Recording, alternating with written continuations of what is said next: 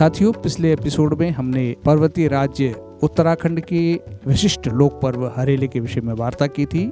आज साझा करते हैं इस अवसर पर ऐसे क्या क्या पकवान बनाए जाते हैं। देवभूमि उत्तराखंड में शायद ही ऐसा लोक पर्व होगा जिसमें प्रकृति, संस्कृति और खान पान का इतना बेहतरीन संगम देखने को मिलता है जितना हरेला में। श्रावण संक्रांति पर मनाए जाने वाला यह पर्व नई फसल, हरियाली, समृद्धि और प्रकृति के प्रति आभार व्यक्त करने का प्रतीक है। इस अवसर पर उत्तराखंड के लोक समाज में विशेषकर घर घर में कई पारंपरिक व्यंजन बनवाए जाते हैं। एक विशेष प्रकार की डिश, एक विशेष प्रकार का व्यंजन जिसका एक विशेष महत्व है, उसका नाम है सिंघल।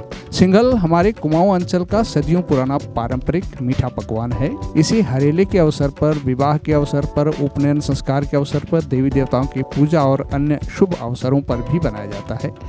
यह केवल एक मिठाई नहीं बल्कि उत्तराखंड की समृद्ध लोक विरासत का जायका है, स्वाद है। कैसे बनता है सिंघल, जानते हैं। सिंघल बनाने के पारंपरिक तरीके हैं। हम पहाड़ के चावल को कई घंटों तक पानी में भिगाते हैं।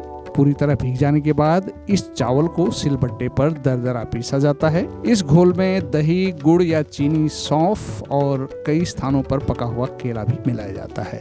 पुराने समय में इसके घोल में एक खास सामग्री मिलाई जाती थी जो हमारे पिथौरागढ़ के क्षेत्र में दून करके पेड़ के नाम से विख्यात है। इस पेड़ की छाल, स्थानीय लोग बताते हैं कि यह छाल प्राकृतिक रूप से घोल को फूलने में मदद करती है और आज के बेकिंग सोडा की तरह काम करती है।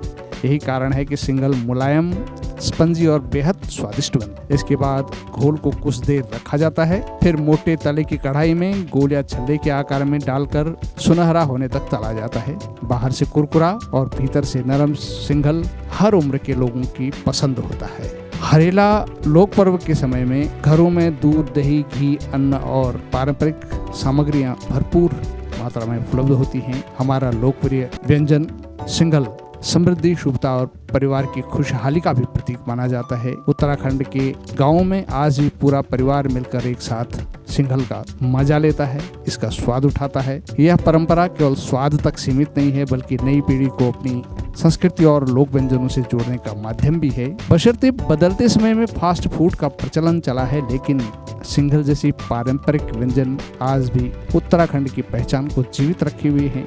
उनकी मिठास, उनका जायका आज भी हमारे समाज में कायम है। उत्तराखंड के लोक पर्व हरेला का प्रकृति, पर्यावरण और हरियाली के साथ कितना नजदीकी संबंध है, यह जानकर आप आश्चर्य में पड़ जाएंगे कि किस तरह से इस पर्व में हम वृक्षारोपण और हरियाली के द्वारा अपने आप को प्रकृति के साथ समाहित कर सकते हैं। अगले एपिसोड में इसके बारे में हम बात करेंगे।